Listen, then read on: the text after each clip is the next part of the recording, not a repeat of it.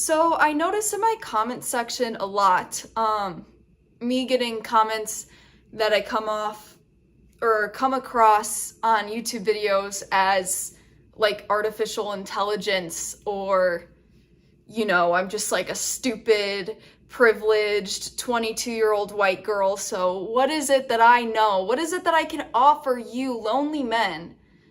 What insight do I have about dating and about love that can fix your life? What is it that I know? And, I must be so happy, or something along the lines of maybe, I don't know, pain or something. It's very hard to film these videos unscripted and to not get distracted and to keep your words and your thought process on track. But I'm trying my best not to make edits, and just in general, it's quite hard to be vulnerable in front of a camera. Like, it feels weird. Especially when you feel like you have something to say, like an idea that you want to explain to the best of your abilities. Doing it on camera can be quite difficult, if I were to be honest. And you choke and die in the middle, too. But I just want to remind you guys, because one of my biggest fears was with social media. I hate social media. I deleted it back in 2019. I've talked a lot about these personal stories in my videos before. And the thing that I hate about it is that you guys will only get to see maybe at most 20 minutes, not even that, but like, let's just say like 15 minutes of my week. And there's 24 hours in a day and 7 days in a week, and you guys get to witness just 15 minutes of it. And so I just kind of wanted to talk more about myself. I know I already have in the past. And you can find those sorts of videos on my channel, but one thing I wanted to say, like, I'm not perfect. I actually don't know the right answer to everything. Really, what I'm doing with making this channel is I'm using my intuition and my experience being born in this generation as a modern woman, in my experience with pain and social isolation and loneliness, and my experience being a woman, and my experience being a heterosexual woman. And I'm using that to convey a message that I think is truth, that a lot of you boys don't hear enough. And the unfortunate, sad truth is that throughout time, society has placed an unrealistic amount of pressure upon men, and I think both men and women are responsible for this insurmountable amount of pressure that we place on men to not be emotional, not teach men how to actually prioritize themselves. And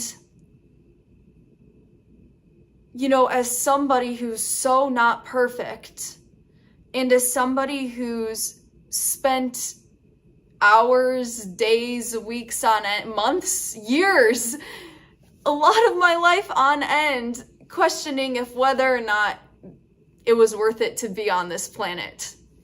And you might be thinking, or maybe you're not, but the truth of the matter is that I'm privileged, and even with that, I still self-sabotaged myself into loneliness and into suicidal thoughts for a very long time. I think if we were to talk about things on a metaphysical sort of borderline autistic level of awakening, sometimes we get so caught up in the flesh differences between men and women, you know, because really what it comes down to is a matter of the flesh that meets the eye. We look different.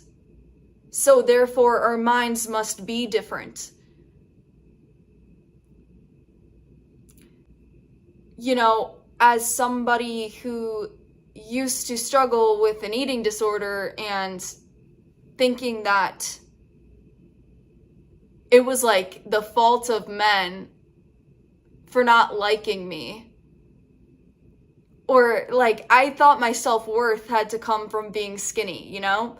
And it didn't translate well into my dating life. It led to a lot of fear, a lot of social isolation, a lot of body dysmorphia, and a lot of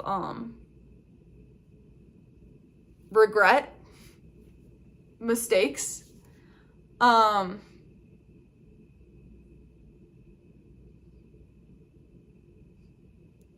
don't know if I have all the right answers, you know?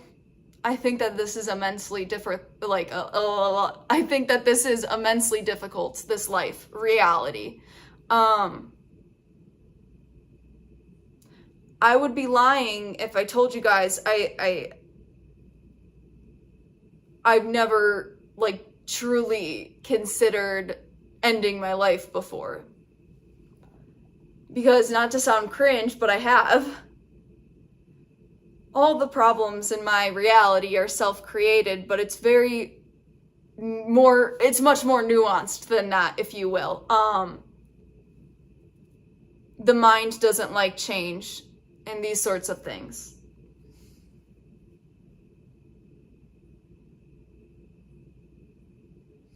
But the grass isn't always greener on the other side. Women deal with tons of self-hatred too. I think when it comes to love with another human person, it all boils down back to how you feel about yourself.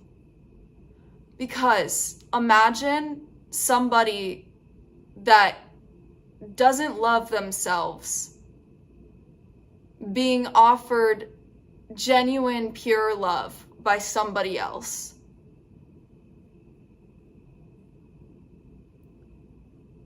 I work with kids. I work with middle school kids. I do coaching on the side, but you know, it's not enough to sustain myself, you know, and so I work with middle school kids and actually boys that have autism and that are on the spectrum. And the education system is broken, but at the same time, every single person there is trying their best because everybody acts with good intentions. And it's insane to hear kids, not even just the kids that I work with, but kids in general, talk so poorly of themselves. It's like we live in a society that is built to make you feel never good enough. Man or woman, right now, as we're seeing unfold in terms of mental health on the internet.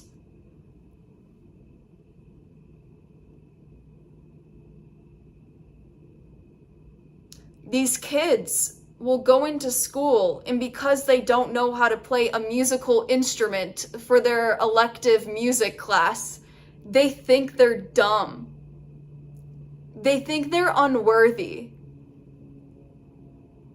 It's insanely sad. We're all just human beings living in a giant system, a modern system, a technological system, trying to figure out how to love ourselves and how to love each other. And I think if I can offer you some insight, there is no rules to life. There is no rule that says you cannot get laid. There's not. Somebody that looks exactly like you, somebody that makes the same amount of money as you, is getting laid right now. But there is this unspoken rule that if you don't feel capable of experiencing love, if you've put women on such a pedestal, dating is going to be extremely difficult for you. Yes, women are flawed, but a lot of you guys feel like you don't deserve them.